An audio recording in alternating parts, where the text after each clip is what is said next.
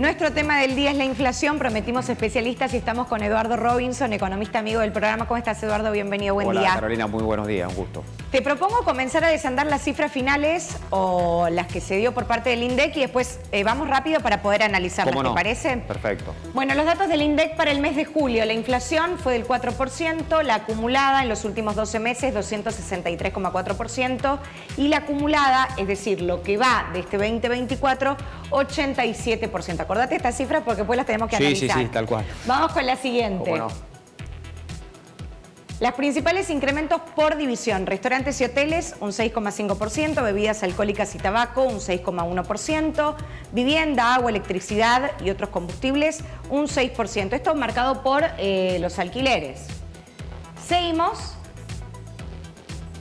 Vamos ya al territorio local. Al local, exacto. El IPC, el índice de precios al consumidor por Tucumán, 4,2%. El NOA es un 3,6%, así que estamos un poquitito por arriba. La acumulada es un 83,3% y la interanual un 257,6%. Nos quedemos acá, Eduardo. Hablemos un poquito de la situación de la inflación nacional. Lograron el cometido de un descenso, pero ¿qué pasa con la actividad económica? ¿Repunta o no?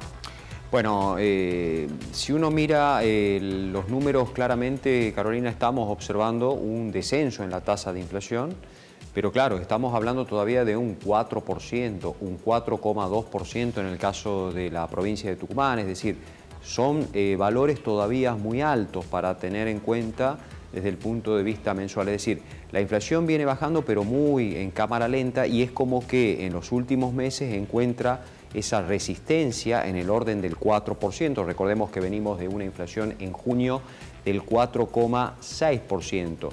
Por lo tanto, bueno, digamos, por un lado es bueno este descenso, pero cuando giramos un poco y empezamos a mirar la actividad económica, todavía estamos en un amesetamiento de esa actividad económica, donde es probable que la economía ya haya dejado de caer. Lo venía haciendo fuerte durante el primer cuatrimestre de este año. Es probable que la economía ya esté mostrando algunos síntomas, como te digo, de amesetamiento. Pero la gran pregunta es si, como vos decías, ¿habrá recuperación de la actividad? Por ahora está todo, ¿cómo te puedo decir? Hay cierta expectativa de que la economía empiece a repuntar más claramente hacia el último cuatrimestre del año. Pero, bueno, todavía, como te digo, con una inflación muy alta y en el mejor de los casos un amesetamiento en la actividad económica. Estamos hablando de un julio que todavía tiene algunos beneficios en materia de subsidios, que tiene algunas cuestiones que no se han visto agravadas en sus incrementos. Así es.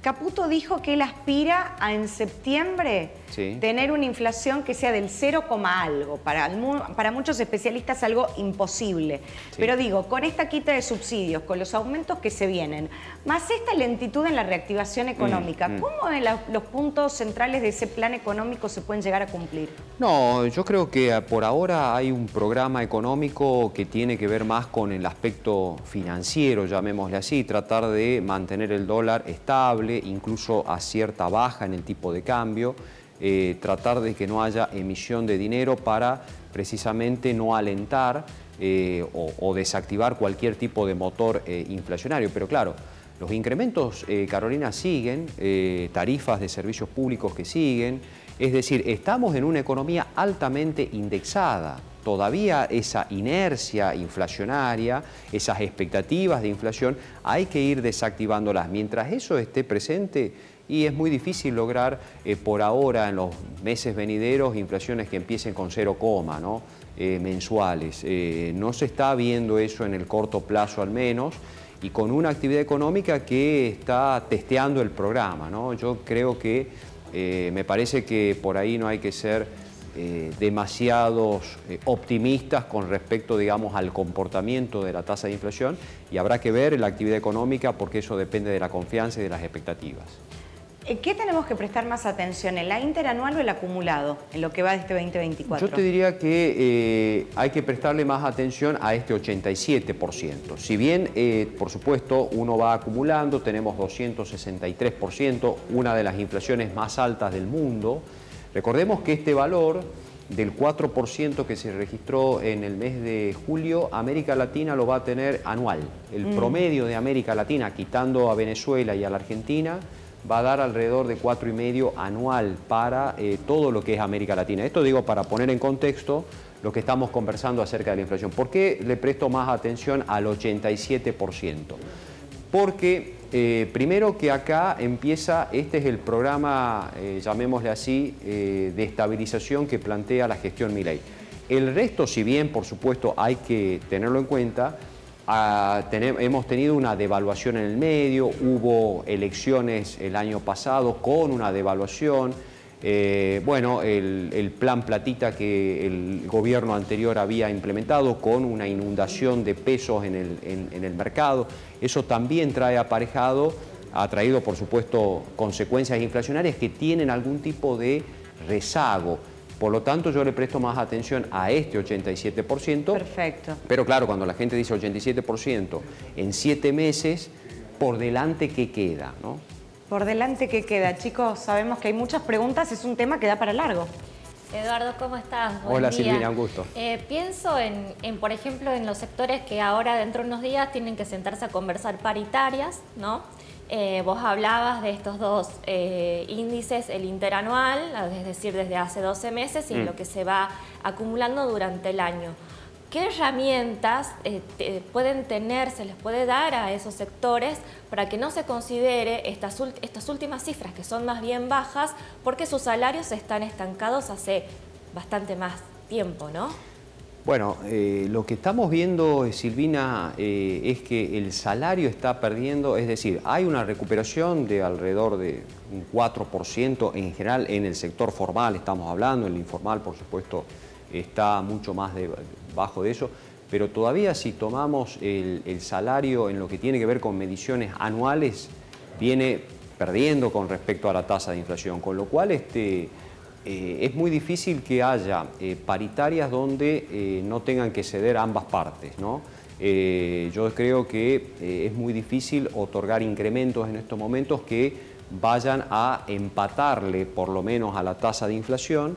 Y por otro lado, el hecho de que, paritarias, por ejemplo, a nivel privado, las ventas, como conversábamos recién, están estancadas, los sectores están relativamente estancados, es muy difícil en algunos sectores, y en el sector público la recaudación tributaria tampoco repunta porque el nivel de actividad económica no repunta. Entonces, para las arcas fiscales, tanto en las provincias como a nivel nacional, y bueno, la recaudación todavía está bastante planchada, ¿no?